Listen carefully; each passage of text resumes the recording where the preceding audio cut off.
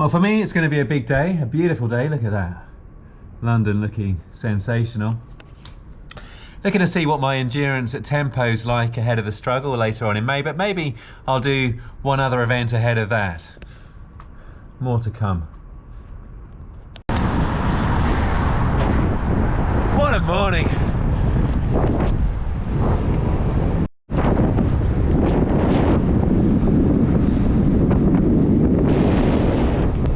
In today's video, I'm testing out my endurance at tempo on my third big ride outside in 2021. Now, I've been hoping to ride La Marmotte at the end of June, intent on riding all 4 of the big climbs at tempo.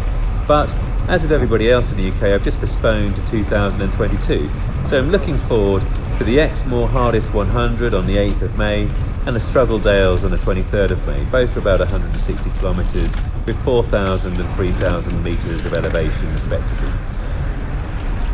You join me here during the first 1 hour training block of the day, where I'd elected to make proceedings a little bit more interesting with 60 minutes of hill repeats on Swains Lane and Highgate Hill West. I was looking to get a bit of practice in on some of the steeper, more punchy UK style climbs, i.e. the ones that I'm going to find on Exmoor and the Struggle, but also to pre-fatigue my legs ahead of a solid, or so I hoped, a solid 2 hours at tempo. But let's cut away for a moment to show you my training method over the preceding 5 weeks in order to build up my endurance at tempo. And spoiler alert, it involved a lot of, well, riding at tempo.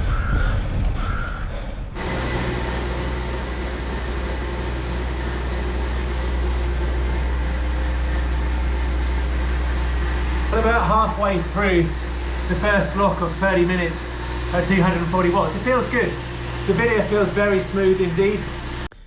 I should add that I chose to do more of my endurance training at tempo due to the need to balance work, family and training time. Because it's more intense, it takes less time in the day. But also I much prefer the added challenge of tempo as compared to zone 1 and 2, personal preference. Just coming to the end of the first block of 30 minutes. I've kept the cadence nice and high, 92 to 97. The watts have been in the 135 to 150 range. It feels good. Aiming for 200 watts during the recovery. Just ease through the gears. I elected to do a lot of the training on the rollers, and as I said in previous vlogs, I thoroughly enjoy the rollers, and it helped me build up more time on my road bike in a safe, consistent environment in central London, affording me the opportunity and also the convenience to improve both my bike handling skills and to deliver large blocks of uninterrupted and consistent power. I'd also add that time seems to fly by much faster on the rollers because you have to stay really engaged throughout, and that's for me an added benefit on the endurance training. And here's the Training Peaks data for my first session on the rollers, 3 times 20 minutes, each of them at 240 to 245 watts. I guess mimicking a shorter climb with a little 5-minute recovery or indeed a descent between each. Now I used this session to find a power above zone 2 and with a cadence of 90 to 100 RPM that felt good, rather than targeting a set number of watts. I found that my body was quickly able to gauge the right power for the effort to feel good. So this was a nice little confidence builder. And I then went on to merge the time under tempo from 3 times 20 to 2 times 30, each of them at 243 and 247. And I soon merged the 2 blocks of 30 minutes together to create a pleasant hour of power, here at 253 watts, where I also experimented with low cadence. And I'd say that for me, with tempo, feel is integral. All of these efforts felt moderately challenging to sustain, but after the first 10 or 15 minutes or so, very fluid and manageable, breathing and cadence steady and controlled, and at one with the bike. I then progressed to tagging on 20 to 60 minutes of tempo onto the end of my more intense training sessions. And here, as featured in my video, Mad KOM in London, it was 1 hour at 245 minutes after 70 minutes of threshold ramps, during far too many laps around the inner circle of regions. 50% of this tempo effort was in the saddle and 50% was standing. I can't do standing on the rollers. And with the weather deteriorating and my imagination running amok, I then hit 90 minutes at 241 watts, back indoors on the rollers. But that's 90 minutes tempo under the belt to hone my endurance at tempo ahead of some of the events in the spring. As you'll see, my final session on the rollers required a substantial dollop of mental fortitude, allied to maintenance of concentration, especially in the final minutes. This is my second block of 1 hour at 240 watts. I've got about 18 minutes to go. Just inside the final minute now. It's been super difficult, this. I've been fasted on just the amino acids and cold coffee, and definitely I'm going to need some carbohydrates. 40 seconds to go.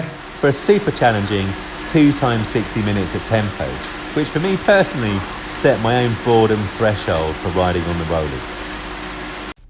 And prior to the training in today's vlog, I completed a 90-minute block at the Olympic Velo Road Circuit, 252 watts, but on undulating terrain, and that was in order to get better used to my rhythm and cadence being interrupted, as is going to be the case on the UK Sportives. And the progression in terms of endurance at tempo over the preceding 5 weeks led to today's training vlog, where during the first 1 hour block I completed 10 hill repeats in total, all of them at FTP, i.e. 290 to 300 watts, for 3 minutes 30 to 3 minutes 40 in duration. Well, I just completed 10 ascents of Highgate Hill, 7 of them here on Swains Lane, and 3 of them on Highgate Hill West. I was aiming for just above threshold on each of the efforts, and pretty much hit that. And a combination of seated and standing, big ring and little ring. Really trying to prepare myself for the undulating terrain, for the struggle, but potentially a second event that I'm contemplating. Both of which are on very uneven terrain, to say the least. Just going to replenish some water, and then it's time to head off to the Velo Circuit for the tempo. Please do give the video a thumbs up, and if you haven't subscribed, I'd be very grateful if you would.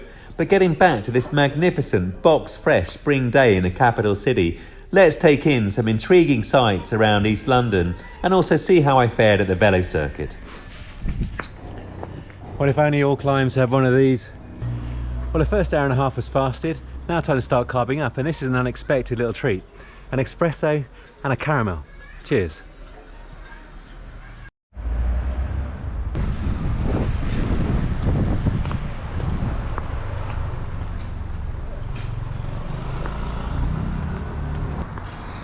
Well, I thought I'd stop briefly just to show you this beautiful and very Dickensian part of London. It's just on the outskirts of Hackney. And as always, London can be relied upon to provide the yang.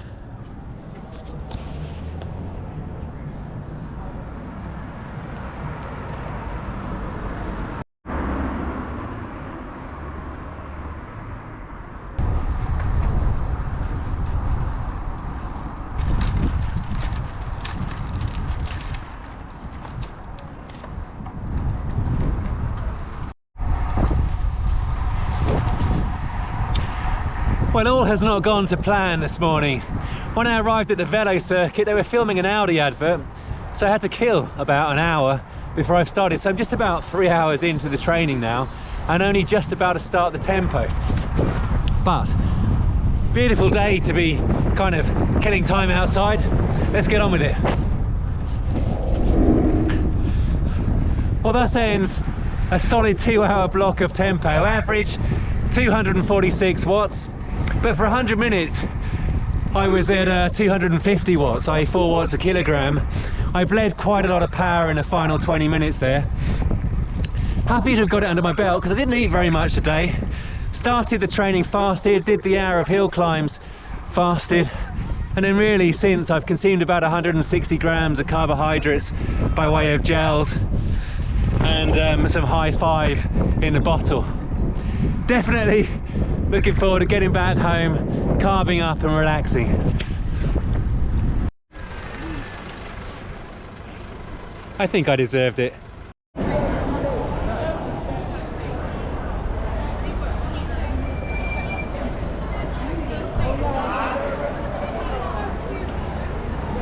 Well, I got to say, it is a huge relief to see London coming back to life again. Well, most definitely that's a very big ride for me. 150 kilometers, 2,250 meters of climbing, and it included 2 big blocks of training, the hill repeats and then the 2 hours at tempo. 3,000 calories burned off, and I deliberately today cut it very fine in terms of the carbohydrate consumption. I wanted to experiment with what would be the bare minimum for me to kind of get through all of that. And all in, including that caramel bar, I consumed 198 grams of carbs. As I say, the first hour and a half for the hill repeats was fasted, and thereafter I took down just shy of 200 grams of carbohydrates to fuel the rest of the ride.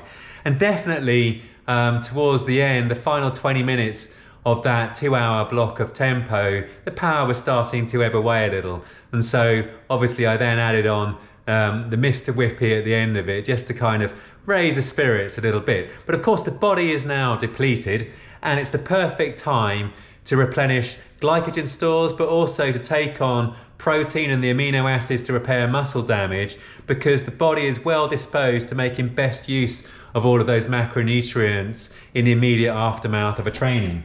So the farmer whey, I've got 30 grams of protein in the shake, that's on the agenda. I'll have this in about 2 or 3 hours time, because the iron is better absorbed, you know, a few hours after the training, I understand. And obviously there's loads of vitamins in there as well, i.e. the micronutrients. And then of course, plenty of carbohydrates are going to be consumed. Jane has gone and bought this. I don't know how much of that will be left by the time she gets back, and I'm one of the favourites as well. So all in, great training there. Very difficult for me, and definitely I probably cut it too fine. Well, I definitely cut it too fine on the carbohydrates, because I weighed myself before the training. I was 63 kilograms, and I weighed myself when I got in and I was 61.5. So you don't really want to be losing, well, I'm guessing you don't want to be losing that much weight during a long ride. So definitely I am depleted, and therefore I'm going to very much enthusiastically replenish. And in case you're wondering, why did I decide to cut it so fine on the carbohydrates today? Well, firstly, it was an experiment to find where my limit was, and I reckon that was pretty successful today. And secondly, I have a personal theory that if you start the ride fasted, you've got a better chance of turning on the hormones that convert fat tissue into energy. Clearly there's glycogen in the muscle stores and the liver and the brain, and they're going to be used for some of the energy, but also cortisol is going to be converting fat tissue into energy to help fuel the ride, which is pretty useful. And by then minimizing the carbs for the rest of the ride, I reckon I encouraged that process to continue. But as I say, I'm now definitely going to very much enthusiastically carb up and take down this and one of these. And definitely for the next ride, I'm going to be experimenting with a lot more carbs during a ride to see if that makes me feel a lot better and brings up the power a little bit.